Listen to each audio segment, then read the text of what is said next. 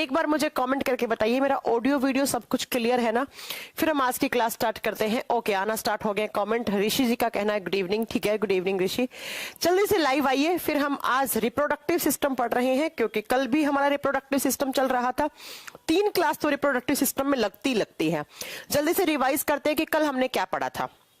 कल मैंने सबसे पहले आपको बताया था कि रिप्रोडक्शन होता क्या है ना, कि रिप्रोडक्शन का मीनिंग क्या है, प्रजनन का मीनिंग क्या होता है। तो रिप्रोडक्शन 2 टाइप का होता है, या तो होगा सेक्सुअल या होगा एसेक्सुअल। उसके बाद मैंने कहा था ह्यूमंस में जो रिप्रोडक्शन होता है वो होता है बेटा सेक्सुअल रिप्रोडक्शन, लैंगिक प्रजनन। और दूसरा जो प्लांट्स में सेक्सुअल और एसेक्सुअल दोनों टाइप का हो सकता है। देन मैंने कुछ फेजेस बताई थी आपको रिप्रोडक्शन की, कि कौन कौन सी फेजेस में रिप्रोडक्शन कंप्लीट होता है हम लोगों का। तो हम लोगों का रिप्रोडक्शन कौन कौन सी फेजेस में कंप्लीट होता है, तो वो मैंने सारी नोट करवाई थी कि सबसे पहले गैमेट्स बनते हैं।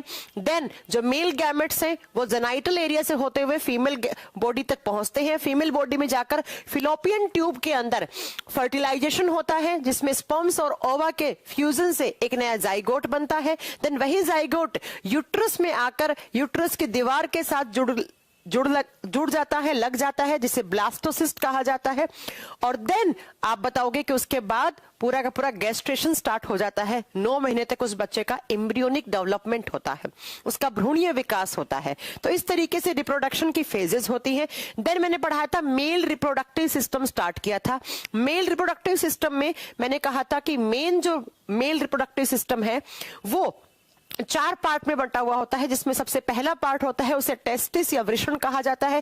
1 पेयर होते हैं, कहां पर, तो आउटसाइड द ह्यूमन बॉडी जहां पे होते हैं उस हिस्से को स्क्रोटम कहा जाता है।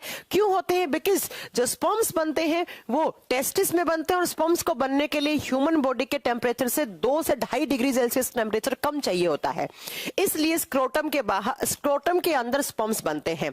उसके बाद मैंने बताया था कि जो आज मेरे को आज पढ़ाना है कि टेस्टिस के अंदर कितने टाइप की सेल्स होती हैं, और कहां पर कौन सी सेल्स हैं जो स्पर्म्स का प्रोडक्शन करती हैं, जो मेल गैमेट्स बनाती हैं, है ना। चलो फिर स्टार्ट करें। तो कल इतनी क्लास मैंने आपको रिपीट करवा दी है। कल मैंने कहा था कि हम कल से पढ़ेंगे anatomy of testis, anatomy of testis. तो आज हमें क्या पढ़ना है? एनाटॉमी पढ़ना है इसका, टेस्टिस का। ठीक है, जब बात करते हैं एनाटॉमी की, तो अगर आप एक टेस्टिस की इंटरनल स्ट्रक्चर पढ़ना चाहोगे तो किस तरीके से उसके अंदर कौन सी सेल्स होती हैं जो दिखती हैं और जहां पर स्पर्म्स का प्रोडक्शन होता है, जो आपसे एग्जामिनेशन में क्वेश्चन बनता है, तो लिखेंगे इसे वृषण की आंतरिक संरचना, आंतरिक संरचना।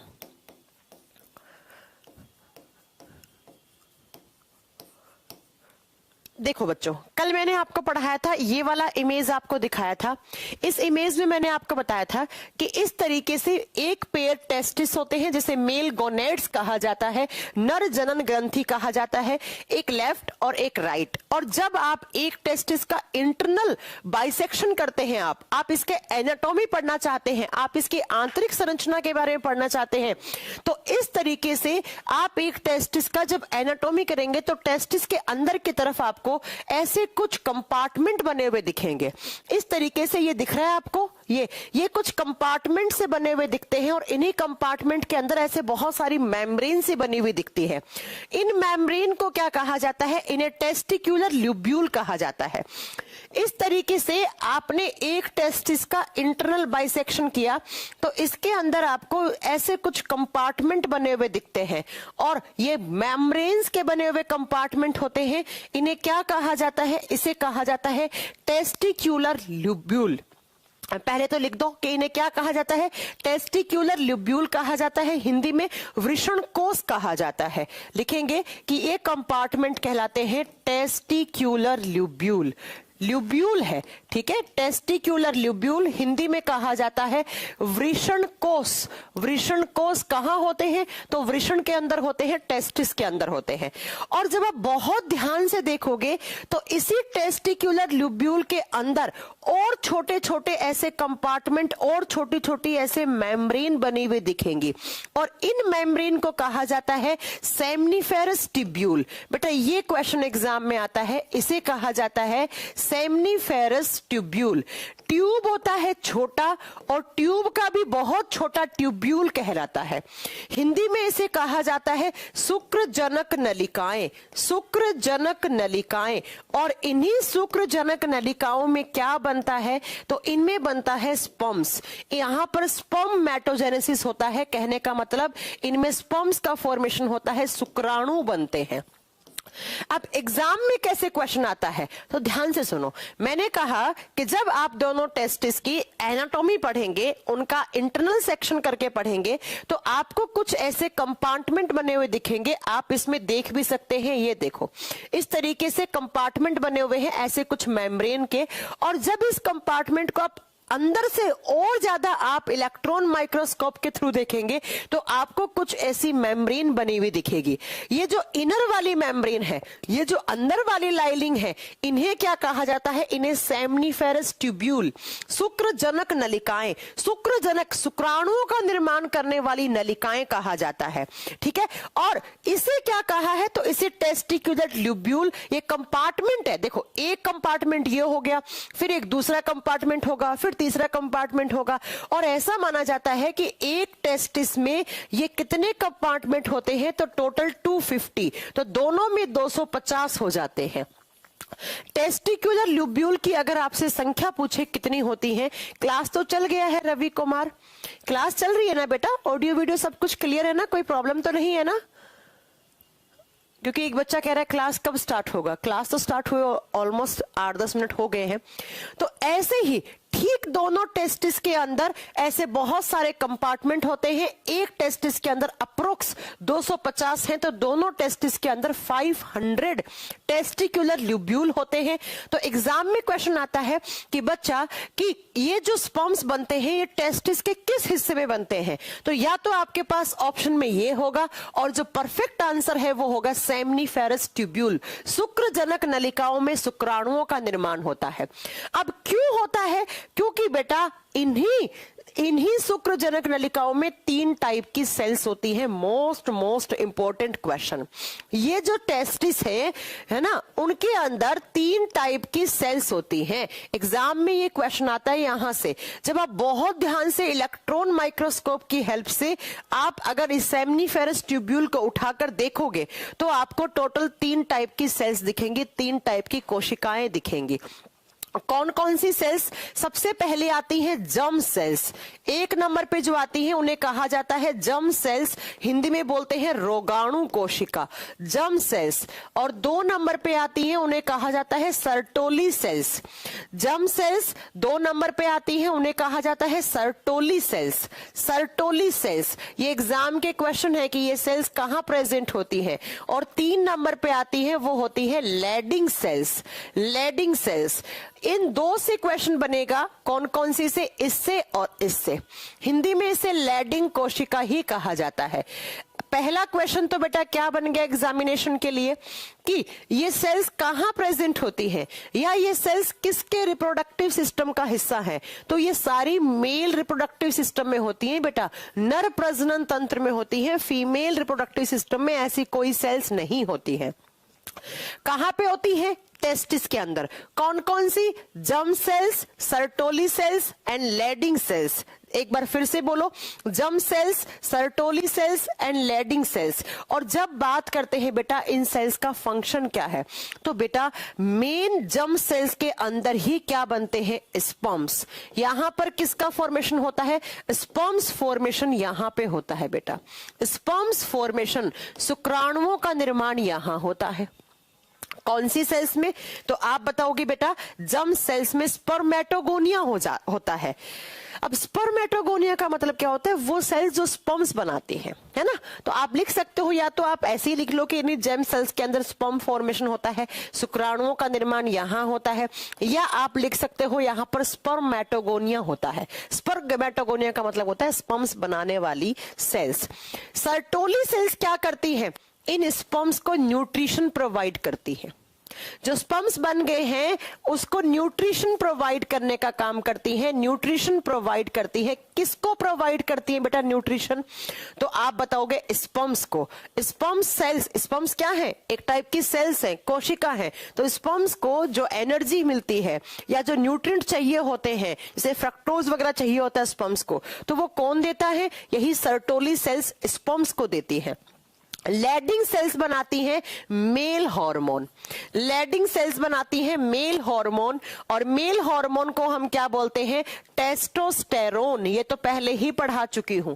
मेल हार्मोन को हम टेस्टोस्टेरोन कहते हैं। तो ये देखिए आपके एग्जामिनेशन के क्वेश्चन क्या क्या बनेगा। मैं सारे क्वेश्चन आपको करवा भी देती हूं कि किस तरीके से एग्जामिनेशन में क्वेश्चन आते हैं। साथ में मैंने कहा 2 testis is the main reproductive organ of male reproductive system. उसके बाद आपसे पूछे कि टेस्टिस में कौन सी नलिकाओं में शुक्राणुओं का जनक होता है? शुक्रजनक नलिकाओं में। फिर पूछे कि टेस्टिस में कितने टाइप की सेल्स होती हैं? 3 टाइप की, जर्म सेल्स या स्पर्मेटोगोनिया। आप लिख लो, जर्म सेल्स को कभी कभी स्पर्मेटोगोनिया भी लिखा हुआ मिल सकता है, स्पर्मेटोगोनिया। तो इसका मीनिंग यही है, स्पर्म्स का फॉर्मेशन करने वाली। यहां पे स्पर्म सेल्स बनती हैं, और सर्टोली सेल्स जो स्पर्म सेल्स बन चुकी हैं उसको न्यूट्रिशन, उसको पोषण प्रदान करती हैं, उसे न्यूट्रिशन देती हैं। और लैडिंग सेल्स में मेल हार्मोन बनता है जिसे टेस्टोस्टेरोन कहा जाता है, जो मेल कैरेक्टर बनाने में हेल्प करता है। तो इस तरीके से टेस्टिस हैं। तो आप देखो बेटा, यहां पर इस टेस्टिस में बहुत सारे स्पर्म्स बन गए हैं। अब ये स्पर्म्स बनकर बाहर आएंगे। बाहर किसकी हेल्प से? तो डक्ट्स की हेल्प से। देखो ये डक्ट नहीं दिख रही है आपको, ये नली की हेल्प से। ऐसे ही ठीक इस टेस्टिस में भी बहुत सारे स्पर्म्स बनेंगे और वो बाहर आएंगे ऐसे। तो अब दूसरा जो रिप्रोडक्टिव ऑर्गन माना जाता है मेल रिप्रोडक्टिव सिस्टम का, टेस्टिस तो हो गया, इसके अंदर स्पर्म्स बन गए, टेस्टोस्टेरोन भी बनता है, यहाँ पे स्पर्म्स भी बनता है, स्पर्म्स को न्यूट्रिशन भी मिलता है। अब ये स्पर्म्स बनके बाहर निकल जाते हैं टेस्टिस से, और टेस्टिस से बाहर निकल के कहां जाते हैं? तो आप बताओगे डक्ट्स में जाते हैं। तो जो मेल रिप्रोडक्टिव सिस्टम है उसमें 4 मेन डक्ट्स होती हैं जिन्हें एक्सेसरी डक्ट्स कहा जाता है। कौन कौन सी? एक वास डेफरेंस, एक एपिडाइडमिस, एक होता है वासा एफ्रेंसिया, और एक होता है रेटे टेस्टिस। नाम थोड़े से टफ लग रहे हैं लेकिन बेटा एग्जाम में आता है। तो 1 नंबर पे कल लिखवाया था, मैंने कहा था ना कि मेल रिप्रोडक्टिव सिस्टम 4 हिस्सों में बंटा हुआ है। कौन कौन सा? पहला टेस्टिस, अब दूसरा लिखो एक्सेसरी डक्ट्स। 2 नंबर पे लिखोगे accessory ducts. Accessory ducts Hindi में कहा जाता है सहायक नलिकाएं। सहायक नलिकाएं, एक्सेसरी डक्ट्स, सहायक नलिकाएं। टोटल कितनी डक्ट्स आती हैं? सबसे पहले तो आप इनके नाम याद कर लो, वही बहुत बड़ी बात है आपके लिए, क्योंकि एग्जाम में यहां से क्वेश्चन आता है बेटा। कौन कौन सी? पहले होती है रेटे टेस्टिस। 1 नंबर पे जो डक्ट है, डक्ट का मतलब होता है नली, इसे कहा जाता है वृषण जालिकाएं। नंबर 1 पे आती है रेटे टेस्टिस, जिन्हें कहा जाता है वृषण जालिकाएं। 2 नंबर पे आती है, उन्हें कहा जाता है बच्चा vas deferens, शुक्रवाहिकाएं। Vas deferens, vas deferens Hindi में कहा जाता है शुक्रवाहिकाएं। इनमें से ना ये चारों ऑप्शन में रख के पूछेगा, एक फीमेल रिप्रोडक्टिव सिस्टम का पार्ट डाल दिया, पूछेगा इनमें से कौन सा मेल का हिस्सा है, कौन सा फीमेल का हिस्सा है, इसलिए ये पढ़ना जरूरी हो जाता है। 3 नंबर पे आता है एपिडाइडमिस। एपिडाइडमिस 3 नंबर पे आता है एपिडाइडमिस, अधिवृषण। हिंदी मीडियम वाले बच्चों के थोड़ा टफ होगा यहां पढ़ना, अधिवृषण कहा जाता है। और 4 नंबर पे जो आती हैं, आप इनको नंबरिंग कर दो, A, B, C and D, इस तरीके से आप इनकी नंबरिंग कर दीजिए। और 4 नंबर पे आता है वासा एफ्रेंसिया। वासा एफ्रेंसिया, अब नाम थोड़े टफ लग रहे होंगे आपको सुनने में, हिंदी मीडियम वाले बच्चों इनको भी शुक्रवाहिकाएं ही कहा जाता है। शुक्रवाहिकाएं वाहन करती हैं जो किसका? शुक्राणुओं का, जो शुक्राणुओं को ट्रांसपोर्ट करती हैं। टेस्टिस के अंदर यहाँ पे स्पर्म्स बने। अब ये स्पर्म्स का इजैकुलेशन या ये जो स्पर्म्स बाहर जाते हैं, इनका ट्रांसपोर्टेशन किसके थ्रू होता है? तो कुछ डक्ट्स के थ्रू होता है, कुछ नलियों के थ्रू। टोटल कितने टाइप की? तो देखो बेटा, वासा डेफरेंस ये वाली नली है। ये वाली नली जो तुरंत स्पर्म्स को टेस्टिस से लेकर आती है उसे एपिडाइडमिस कहा जाता है। वासा एफ्रेंसिया और रेटे टेस्टिस, ये 4 डक्ट है। पहली बात तो इनके नाम याद करो, क्योंकि एग्जाम में आता है कि इनमें से कौन सी एक डक्ट मेल रिप्रोडक्टिव सिस्टम का हिस्सा है और कौन सी नहीं है। इस तरीके से एग्जाम में क्वेश्चन बन जाते हैं। तो सबसे पहले तो इनके नाम याद करेंगे आप सब लोग, और नाम जब याद हो जाए तो थोड़ी सी इनके बारे में बात क्या जाननी है। बेटा, जैसे ही टेस्टिस के अंदर स्पर्म्स बने तो बन के ये सबसे पहले कहां आते हैं? तो आप बताओगे ये आते हैं एपिडाइडमिस के अंदर। मैंने अभी थोड़ी देर पहले आपको क्या बताया कि इस तरीके से आप इसे इस तरीके से समझने की कोशिश करना। ये टेस्टिस में यहां पे सेमनीफेरस ट्यूब्यूल बताई थी ना, सेमनीफेरस ट्यूब्यूल बोलते हैं उसे। तो यहां पे लिखेंगे सेमनीफेरस ट्यूब्यूल, और हिंदी में क्या बोलेंगे? शुक्रजनक नलिकाएं, शुक्रजनक नलिकाएं। तो सबसे पहले तो स्पर्म्स यही बनते हैं, यहां बने हैं स्पर्म्स, क्योंकि इनके पास होती है जर्म सेल्स या स्पर्मेटोगोनिया सेल्स। यहां से बन रहे हैं स्पर्म्स, और स्पर्म्स बनके ये जो स्पर्म्स होते हैं ना, इन्हें बोलते हैं प्राइमरी स्पर्म्स। और प्राइमरी स्पर्म्स का मतलब होता है बेटा इमैच्योर। ये इमैच्योर स्पर्म्स है, ये फर्टाइल नहीं है, ये फर्टाइल नहीं है, ये निषेचित नहीं कर सकते अंडे को, ये पके हुए नहीं है, इनका विकास नहीं हुआ है, ये इमैच्योर है, ये फर्टाइल नहीं है अभी। फिर ये प्राइमरी स्पर्म्स यहां से होकर इस तरीके से ट्रांसफर होते हैं नीचे की तरफ, और यहां पर जो नलिकाएं होती हैं ऐसे नली होगी, और इस नली के अंदर ये मैच्योर होते हैं।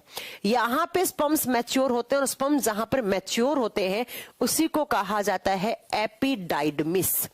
एपिडाइडमिस ऊपर लिखा है ना, हिंदी में लिखा जाता है अधिवृषण। और फिर इस एपिडाइडमिस के अंदर क्या होते हैं? स्पर्म मैच्योर होते हैं। मैच्योर होने का मतलब अब वो फर्टाइल हो गए हैं, उनमें फर्टिलिटी रेट बढ़ गई है, वो एग को फर्टाइल कर सकते हैं, अंडे को निषेचित कर सकते हैं। समझ में आई मेरी बात? तो आपसे एग्जाम में क्वेश्चन क्या पूछेगा? सुन लो, हमें तो एग्जाम क्वालिफाई करना है, बाकी का हमें क्या पढ़ना है ना। तो क्वेश्चन आते हैं एग्जाम में कि प्राइमरी सबसे पहले स्पर्म्स का फॉर्मेशन कहां होता है? तब आप बताओगे कि बेटा ये होता है सेमनीफेरस ट्यूब्यूल के अंदर। यहां पे स्पर्म्स बने बिकॉज इसके पास स्पर्मेटोगोनिया सेल्स होती हैं, और वो सेल्स लगातार स्पर्म्स का प्रोडक्शन करने लग जाती हैं आफ्टर प्यूबिक चेंजेस या आफ्टर प्यूबर्टी एज। जैसे ही एक लड़के की किशोरावस्था स्टार्ट होती है तो इस सेमनीफेरस ट्यूब्यूल के अंदर स्पर्मेटोगोनिया सेल्स मैच्योर हो जाती है और वो स्पर्म्स का फॉर्मेशन करने लग जाती है। बहुत सारे स्पर्म्स बन गए, लेकिन ये स्पर्म्स होते हैं इमैच्योर। ये इमैच्योर का मतलब है ये अभी फर्टाइल नहीं है, और जब तक स्पर्म्स के अंदर फर्टिलिटी रेट नहीं है तो वो अंडे को निषेचित नहीं कर सकता है, या वो जाइगोट फॉर्मेशन वो बच्चे को नहीं बना सकता है। तो ये मैच्योर होने के लिए कहां जाते हैं? तो मैच्योर होने के लिए एपिडाइडमिस के अंदर जाते हैं, अधिवृषण के अंदर जाते हैं, और एपिडाइडमिस के अंदर जाने के बाद ये मैच्योर हो चुके हैं, मतलब ये फर्टाइल कर सकते हैं अब एक ओवा को, एक अंडे को, है ना। और अब ये फर्टाइल कर सकते हैं, तो अब यहां से ये स्पर्म्स बाहर निकलेंगे। अब जब ये स्पर्म्स बाहर निकलेंगे तो इनको ट्रांसपोर्ट करने वाली एक नली होती है इस तरीके से। एक नली है जिस नली को वासा डेफरेंस कहा जाता है, ठीक है। तो आप बताओगे कि यहां पर इसको वास डेफरेंस, ये नली, अब इस नली के अंदर मैच्योर होने के बाद वास डेफरेंस के अंदर जाते हैं आपके स्पर्म्स, और ऐसे इस तरीके से स्पर्म्स इस नली से आते हैं बाहर की तरफ। मैं आपको इमेज में दिखाती हूं और अच्छे से समझ पाओगे। ये टेस्टिस में स्पर्म्स बने, यहां बन गए, सेमनीफेरस ट्यूब्यूल में सबसे पहले बने, और वो मैच्योर होने के बाद कहां आए हैं, एपिडाइडमिस के अंदर। अब एपिडाइडमिस से होते हुए वो कहां जाएंगे, तो बेटा इस नली के अंदर, इस नली को बोलते हैं वास डेफरेंस, वास डेफरेंस। और इससे स्पर्म्स आते हैं इस तरीके से होते हुए, और यूरेथ्रा वाले पार्ट से फिर यहां से क्या होता है कि जो स्पर्म्स है उनका इजैकुलेशन हो जाता है, वो बाहर की तरफ चले जाते हैं। तो वास डेफरेंस वो नली है जो कि इन स्पर्म्स को, जो टेस्टिस के अंदर बने हैं, उन स्पर्म्स को कहां पर, तो यूरेथ्रा वाले पार्ट तक लेके जाती है। यूरेथ्रा वाला पार्ट का मतलब है मूत्र मार्ग। मेल बॉडी के अंदर यूरेथ्रा पार्ट से ही स्पर्म्स का इजैकुलेशन होता है, जहां से वो यूरिन पास करते हैं वहीं से स्पर्म्स का इजैकुलेशन होता है। तो बेसिकली ये एक डक्ट है, एक नली है। जो भी टेस्टिस के अंदर बने हैं, क्या आप बता दोगे, जो टेस्टिस के अंदर स्पर्म्स बने हैं उन स्पर्म्स को ये वास डेफरेंस कहां पर ले जाती है, यूरेथ्रा वाले पार्ट तक लेके जाती है। यूरेथ्रा को बोलते हैं मूत्र मार्ग। और फिर इसी यूरेथ्रा वाले पार्ट से स्पर्म्स का क्या हो जाता है, इजैकुलेशन हो जाता है। स्पर्म्स इजैकुलेशन कहां से होता है, तो यूरेथ्रा वाले पार्ट से होता है। शुक्राणु बाहर कहां जाते हैं, तो मूत्र मार्ग से जाते हैं। यहां बने लेकिन वो मैच्योर नहीं हुए, मैच्योर होने के पास एपिडाइडमिस के पास गए, मैच्योर होने के बाद वास डेफरेंस, और वास डेफरेंस कहां पर ले जाके छोड़ देगी, यूरेथ्रा वाले पार्ट तक, और यूरेथ्रा से बाहर स्पर्म्स का इजैकुलेशन हो जाएगा। ये होता है बेटा स्पर्म्स बनना और स्पर्म्स का रास्ता। बना कहां, लिख देना टेस्टिस में। देन मैच्योर होने के बाद कहां गए हैं, एपिडाइडमिस के अंदर गए हैं। एपिडाइडमिस से होते हुए बच्चा ये कहां पर आ गए हैं, आप बताओगे, यूरेथ्रा वाले पार्ट तक आ चुके हैं। और यूरेथ्रा से क्या हो जाएंगे, वो आउट हो जाएंगे, बाहर चले जाएंगे। इस तरीके से स्पर्म्स का रास्ता होता है, रास्ता होता है। ठीक है बेटा, अब सुनो, आपने सुना होगा कि मेल नसबंदी के बारे में, जिसे इंग्लिश में वैसेक्टोमी कहा जाता है। परिवार नियोजन के लिए, मतलब ज्यादा बच्चे ना पैदा करें, परिवार फैमिली प्लानिंग के लिए मेल, जो मतलब लड़के लोगों की भी नसबंदी होती है। फीमेल्स की तो होती ही होती है, लेकिन लड़कों की भी नसबंदी होती है, और जिसे वैसेक्टोमी कहा जाता है। पहला क्वेश्चन तो ये होता है कि मेल नसबंदी को क्या कहा जाता है, आप बताओगे, वैसेक्टोमी कहा जाता है नर नसबंदी को।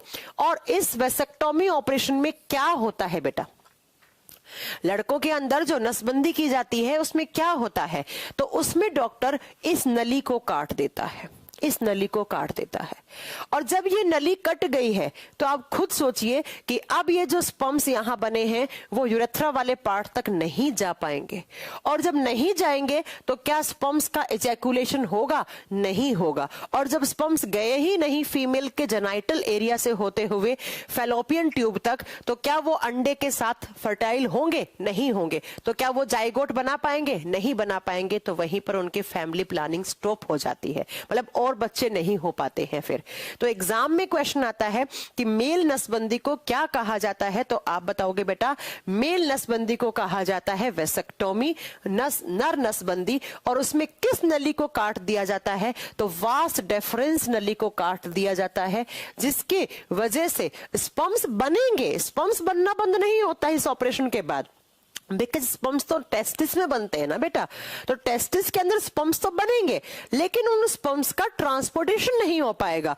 और जब उनका ट्रांसपोर्टेशन नहीं हुआ तो उनका इजैकुलेशन भी नहीं होगा। और जब इजैकुलेशन नहीं होगा तो स्पर्म्स बाहर नहीं जा पाएंगे। और जब बाहर नहीं गए तो उससे कोई भी जाइगोट का फॉर्मेशन नहीं होता है, कोई बच्चे का निर्माण नहीं होता है। तो ये आपके एग्जाम के क्वेश्चन है। पहला मेल रिप्रोडक्टिव पार्ट कौन सा हो गया, टेस्टिस। फिर टेस्टिस में स्पर्म्स बने और स्पर्म्स को फिर ट्रांसफर करने वाली कुछ नलियां थी, 4, जो आप याद रखेंगे, vasa deferens, vasa efferentia, rete testis and epididymis. अब तीसरा, 3 नंबर पे जो आता है वो आता है यहां पर मेल ग्लैंड्स। मेल ग्लैंड्स कल लिखवाया था इनके बारे में, पौरुष ग्रंथि। मेल रिप्रोडक्टिव सिस्टम में कुछ ग्रंथियां काम आती हैं जिनके नाम अक्सर एग्जामिनेशन में पूछा जाता है। कौन कौन सी होती है पौरुष ग्रंथियां, तो एक तो होती है सेमाइनल वेसाइकल। पहला क्या हो गया, सो सैड सुरेश ने क्या कर दिया बेटा, चलो पहला लिखेंगे, एक पेयर सेमाइनल वेसाइकल होती है। 1 pair seminal vesicle, 1 pair seminal vesicle, ये बेटा क्या है, ग्लैंड्स है, पहली ग्रंथि है जो सिर्फ और सिर्फ मेल रिप्रोडक्टिव सिस्टम में पाई जाती है। हिंदी में सेम नाम है बेटा, कोई अलग नाम नहीं होगा, सेमाइनल वेसाइकल ही आप याद रखेंगे। ये क्या प्रोड्यूस करती है, ये बनाती है mucus, they secrete mucus. Mucus क्या होता है, तो चिपचिपा पदार्थ, दे सिक्रीट म्यूकस, और म्यूकस का मतलब होता है बेटा श्लेष्मा। इन ग्रंथियों के द्वारा एक चिपचिपा पदार्थ का श्रावण किया जाता है, जिस चिपचिपे पदार्थ को हम श्लेष्मा बोलते हैं। ये ग्रंथियां मेल रिप्रोडक्टिव सिस्टम में पाई जाती हैं और किसका निर्माण करती हैं, श्लेष्मा का निर्माण करती हैं। श्लेष्मा एक चिपचिपा पदार्थ होता है, एक चिपचिपा पदार्थ होता है। दूसरी आप बताओगे प्रोस्टेट ग्लैंड, ये बेटा अच्छा क्वेश्चन बनता है एग्जाम में कि प्रोस्टेट ग्लैंड किसके अंदर होती है, प्रोस्टेट ग्लैंड्स किस में होती हैं, तो प्रोस्टेट ग्लैंड सिर्फ और सिर्फ मेल रिप्रोडक्टिव सिस्टम में पाई जाती है। ये क्या करती है, ये प्रोस्टेट ग्लैंड्स बनाती हैं, आप बताओगे फ्रक्टोज, ये फ्रक्टोज का फॉर्मेशन करती है। फ्रक्टोज क्या होता है, तो फ्रक्टोज एक टाइप का शुगर है और इसी फ्रक्टोज से स्पर्म को मिलती है एनर्जी। ये फ्रक्टोज एनर्जी प्रोवाइड करता है किसको, स्पर्म्स को एनर्जी देता है, ताकि स्पर्म्स के पास एनर्जी आए और स्पर्म्स का इजैकुलेशन होने के बाद अच्छे तरीके से स्पर्म्स अपने जेनाइटल एरिया से होता हुआ वो अपनी लोकेशन तक पहुंच पाए। ठीक है, एक तो प्रोस्टेट ग्लैंड, नहीं प्रोस्टेट ग्लैंड का मैंने गलत लिखवा दिया, सॉरी, वो बलब्रोथ्रल ग्लैंड चल रहा है, सॉरी सॉरी सॉरी। फ्रक्टोज ये नहीं बनाती है बेटा, ये सिट्रिक एसिड बनाती है। प्रोस्टेट ग्लैंड सिट्रिक एसिड बनाती है बेटा, लिखना इसे, ये सिट्रिक एसिड बनाती है, सिट्रिक अम्ल बनाती है। और सिट्रिक एसिड क्या करता है, सिट्रिक एसिड जो आपके स्पर्म्स होते हैं, मेल गैमेट सेल्स होती हैं, उनको डायरेक्शन प्रोवाइड करता है। सिट्रिक एसिड डायरेक्शन प्रोवाइड करता है किसको, तो आप बताओगे स्पर्म्स को। It provide direction to sperms, यह शुक्राणु कोशिकाओं को दिशा प्रदान करता है, शुक्राणुओं को डायरेक्शन प्रोवाइड करता है, उन्हें दिशा प्रदान करता है ताकि वो आसानी से अपने फेलोपियन ट्यूब तक पहुंच जाएं। तो शुक्राणुओं को डायरेक्शन देने का काम सिट्रिक एसिड का होता है, दिशा प्रदान करते हैं।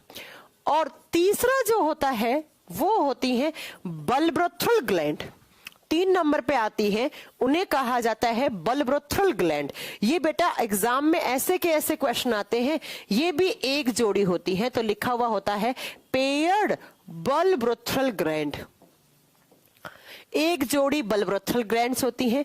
ये क्या सिक्रीट करती हैं, ये बेटा फ्रक्टोज सिक्रीट करती हैं, और फ्रक्टोज सिक्रीट करके, फ्रक्टोज एक टाइप का शुगर है और ये शुगर क्या करता है, एनर्जी देता है, ऊर्जा देता है किसको, तो स्पर्म सेल्स को।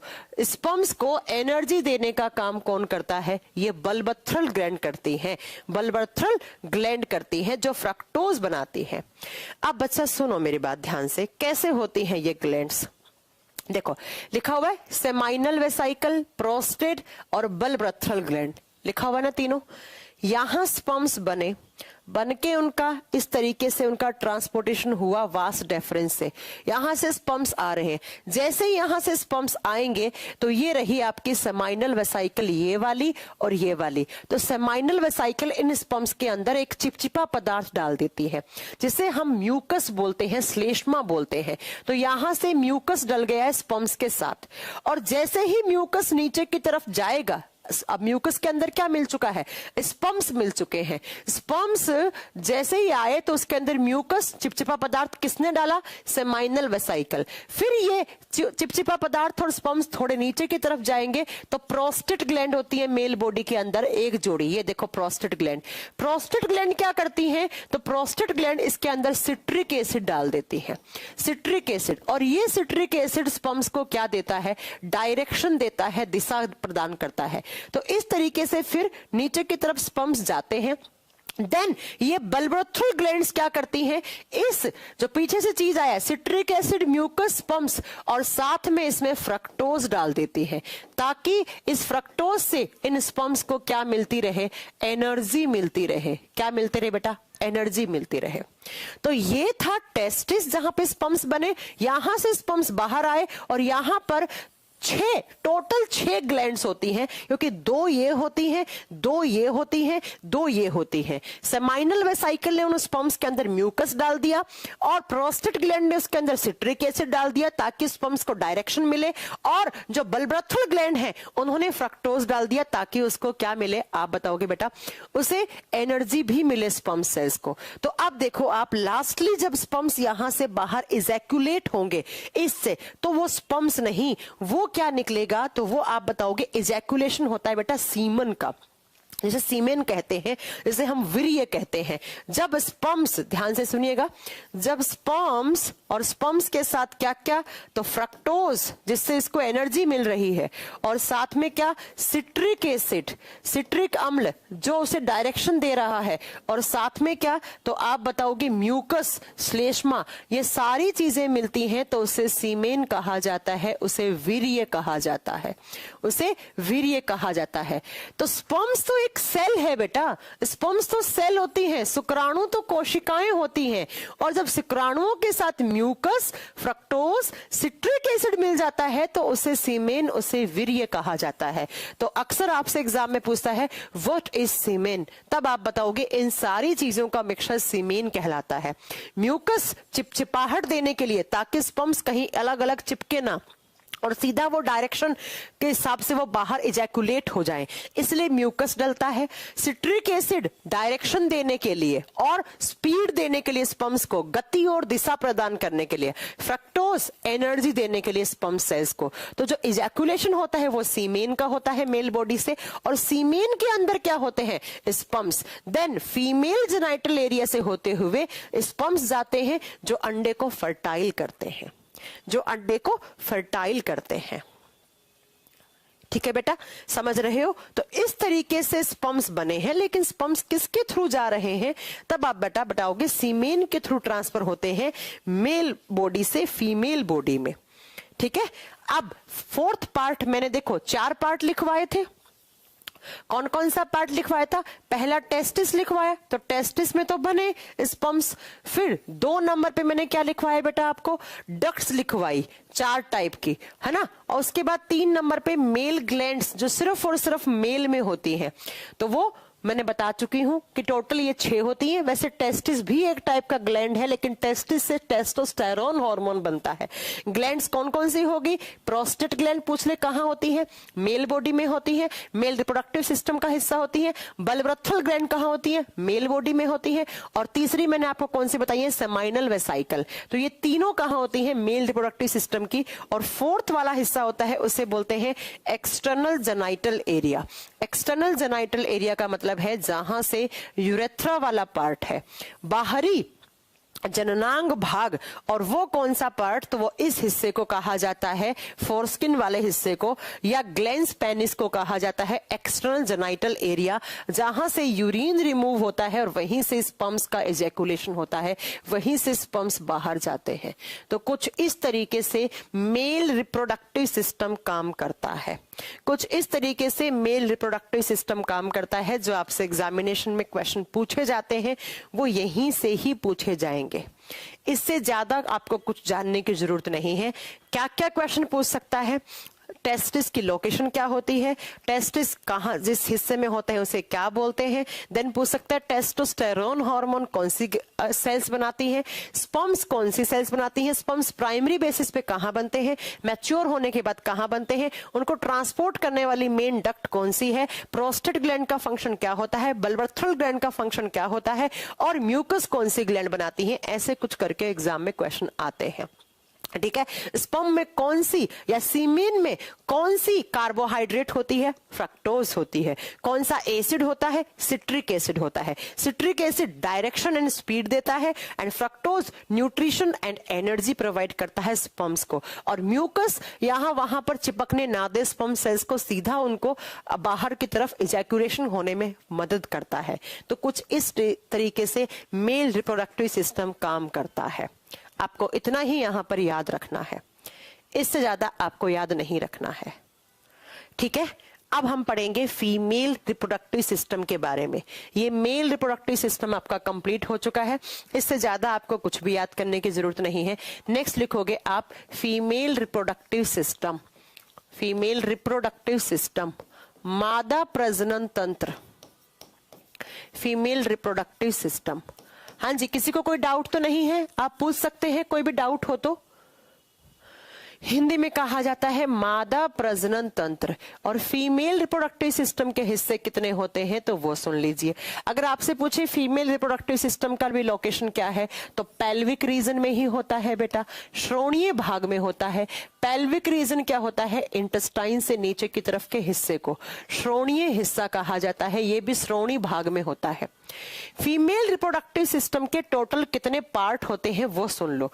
जो मेन जहां से क्वेश्चन बनता है, इनके नाम से ही आपको इनके नाम याद हो जाएं वही बड़ी बात है, वहीं से ही क्वेश्चन ज्यादा एग्जामिनेशन में पूछे जाते हैं। तो लिखोगे organs of female reproductive system. Organs कौन कौन से हैं, कौन कौन से अंग हैं जिन्हें हम फीमेल बॉडी के रिप्रोडक्टिव सिस्टम का हिस्सा मानते हैं। एक नंबर पे आती है ओवेरीज।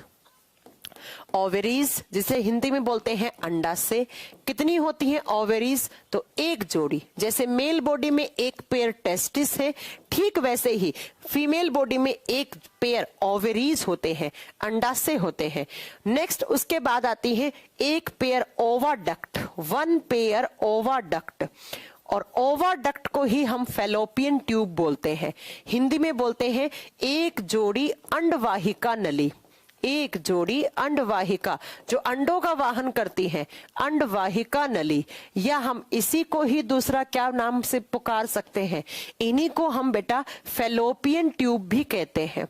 इन्हीं को हम फैलोपियन ट्यूब भी बोलते हैं, फैलोपियन ट्यूब भी कहते हैं, जहां पर फर्टिलाइजेशन होता है। तीसरा, ओवेरीज के अंदर अंडे बनते हैं, बनकर जहां पर फर्टिलाइजेशन होता है उसे बोलते हैं ओवाडक्ट। और 3 नंबर पे आती है उसे बोलते हैं यूट्रस, जहां पर बच्चा रहता है 9 महीने के लिए, उसे हम वोम्ब या यूट्रस गर्भाशय बोलते हैं, या इसे वोम्ब भी कहा जाता है। वोम्ब मतलब गर्भाशय, है ना, यूट्रस। उसके बाद 4th नंबर पे आता है जिसे कहा जाता है सर्विक्स। और सर्विक्स होता है एरिया जहां से स्पर्म्स आते हैं, स्पर्म्स का रास्ता होता है, स्पर्म्स का रास्ता, स्पर्म्स का पाथवे है ये, जहां से फीमेल बॉडी में ट्रांसफर होते हैं स्पर्म्स, उस हिस्से को हम सर्विक्स बोलते हैं। 5 नंबर पे जो होता है उसे वेजाइना कहा जाता है। 5 नंबर पे होता है उसे वेजाइना कहा जाता है, और वेजाइना को कहा जाता है हिंदी में योनि। और 6 नंबर पे होता है उसे कहा जाता है external genital area. External genital area, external genital area, बाहरी या बाह्य जननांग भाग, बाह्य जननांग भाग। और 6th नंबर पे आती हैं फीमेल ग्लैंड्स या मेमरी ग्लैंड्स। जो मेन होती हैं वो मेमरी ग्लैंड्स होती हैं बेटा।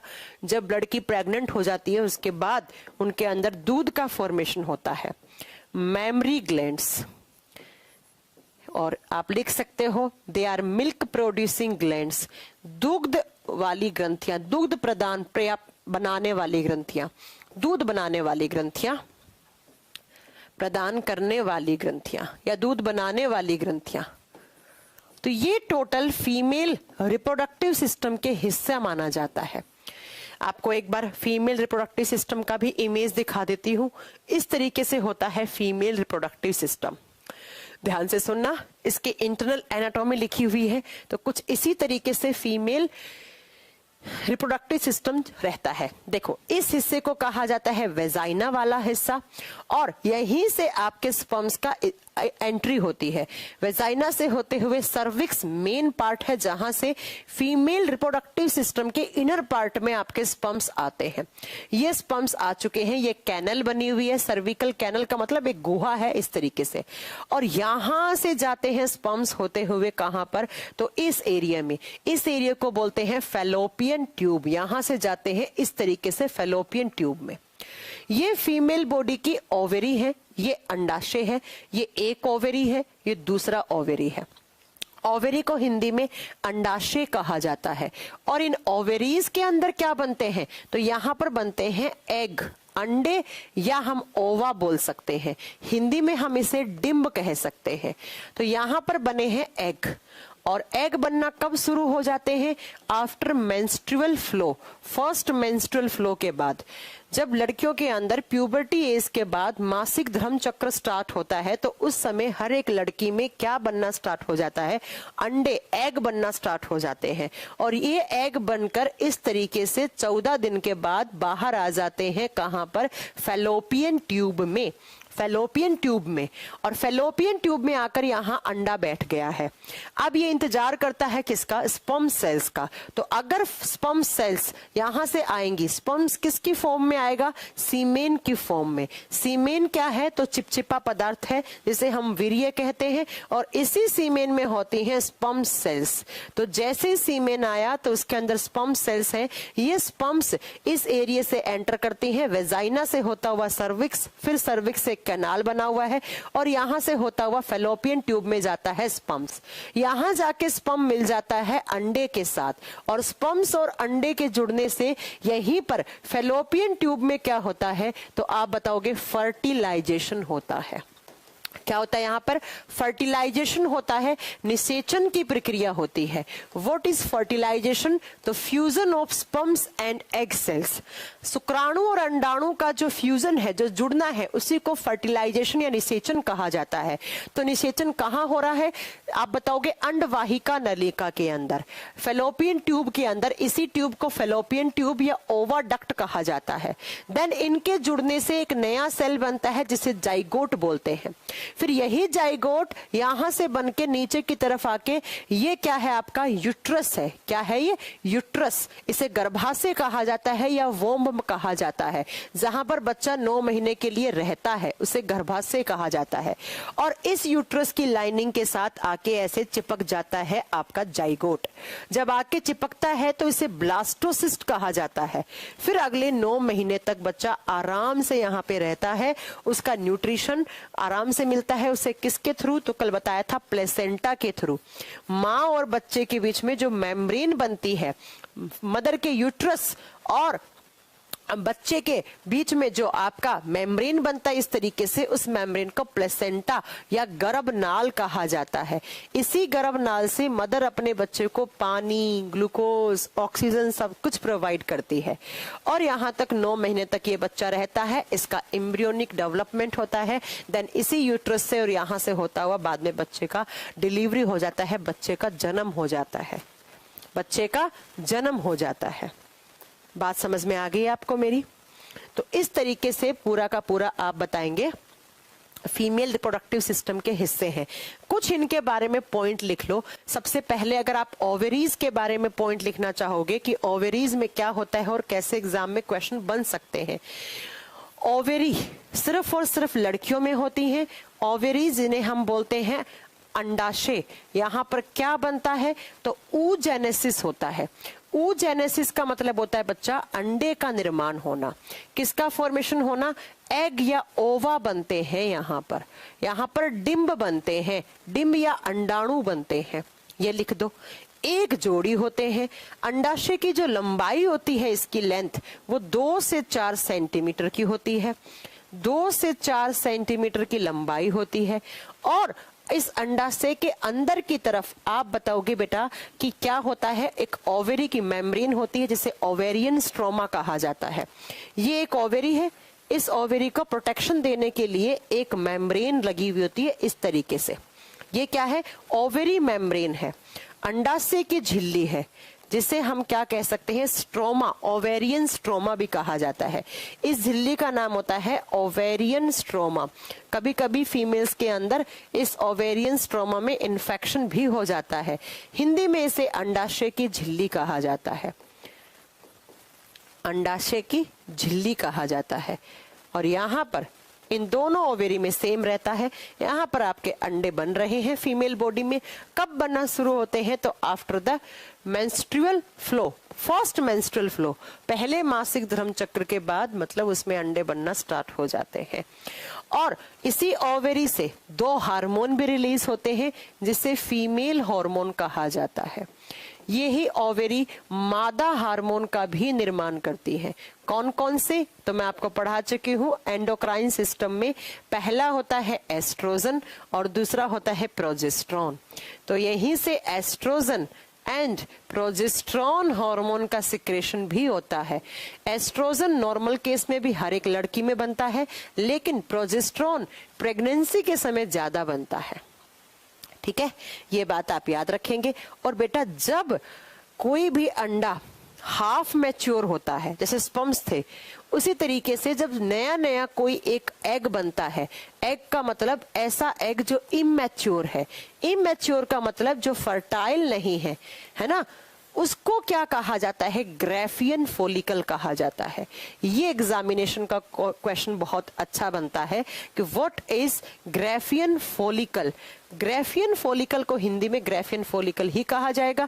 क्या होता है, तो लड़कियों के अंदर जो इमैच्योर एग होते हैं, जो फर्टाइल नहीं हो सकते हैं, उन्हें ग्राफियन फॉलिकल कहा जाता है, उन्हें ग्राफियन फॉलिकल कहा जाता है।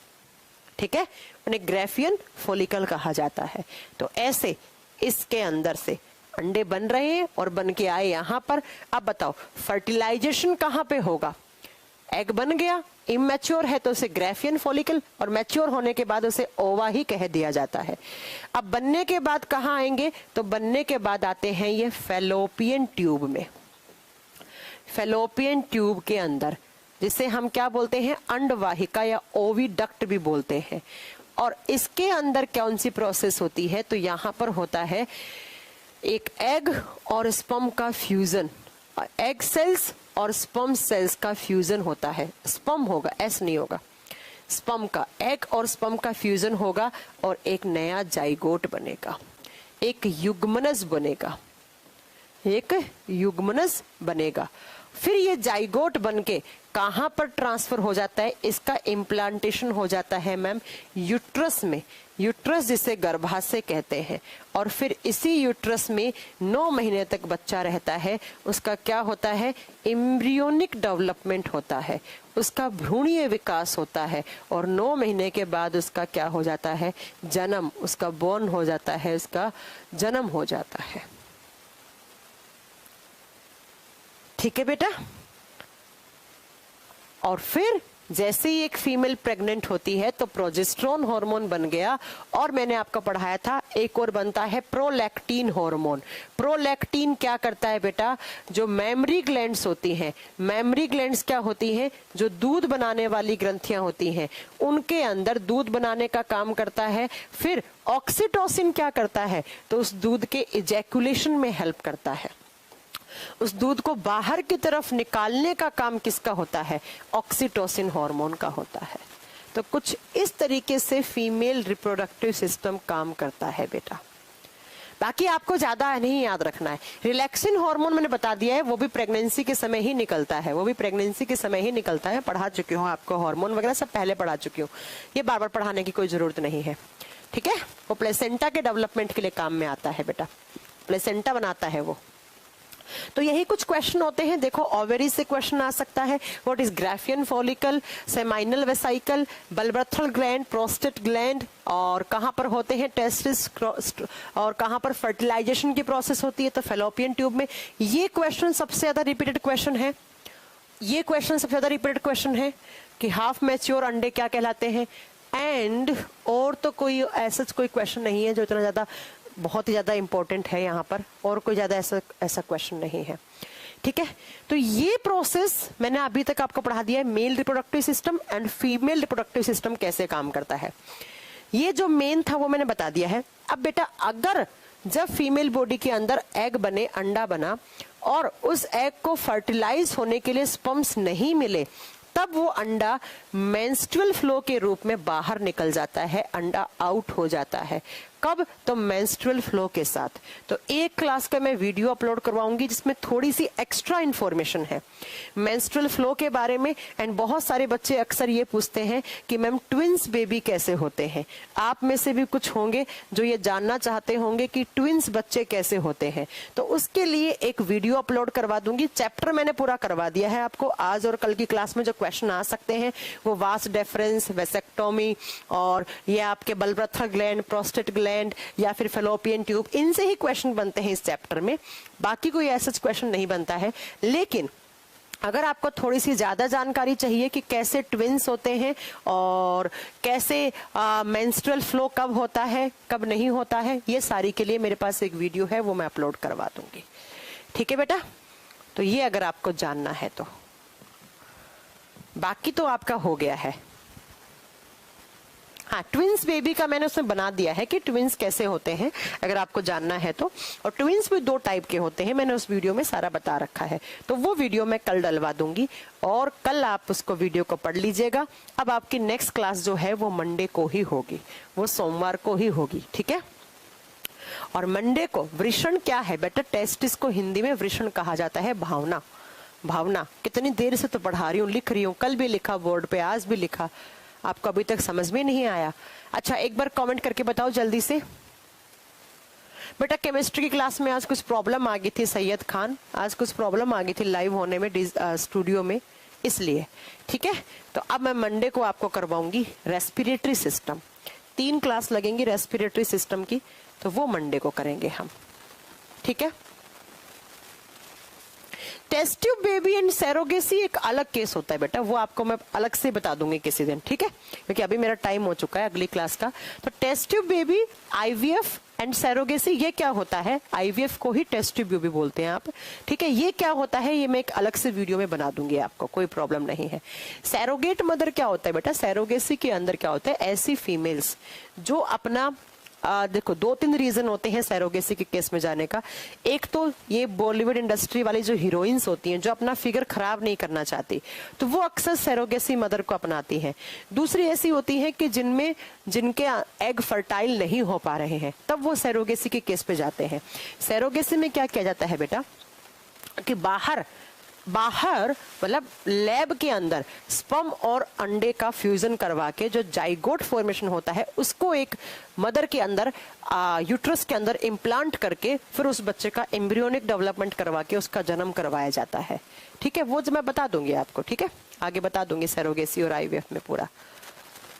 हाँ, जैसे बहुत सारे लोग करवाते हैं, आप नाम बोल रहे हैं गौरी खान ने करवाया है। हाँ, ये करवाते हैं ये लोग, इनको अपना फिगर विगर का टेंशन रहता है ना कि हमारा फिगर खराब हो जाएगा, बिकॉज ये अपने फिगर विगर से ही कमा के खाते हैं, तो इन लोगों को प्रॉब्लम होती है। बाकी नॉर्मल हम जैसे लोग होते हैं वो इतनी नहीं सोचते हैं, वो कभी नेचुरल बर्थ पर ही जाते हैं, है ना। चलो फिर, तो वो एक एक्स्ट्रा वीडियो डलवाऊंगी, वो आप देख लेना आपके बैच में। बाकी आपका रिप्रोडक्टिव सिस्टम के क्वेश्चन आप लगाओगे सारे, आप बना लोगे आसानी से। अगली क्लास में हम पढ़ेंगे मंडे को respiratory system, Monday Tuesday Wednesday, 3 दिन में खत्म कर लेंगे। देन एनिमल किंगडम पढ़ेंगे।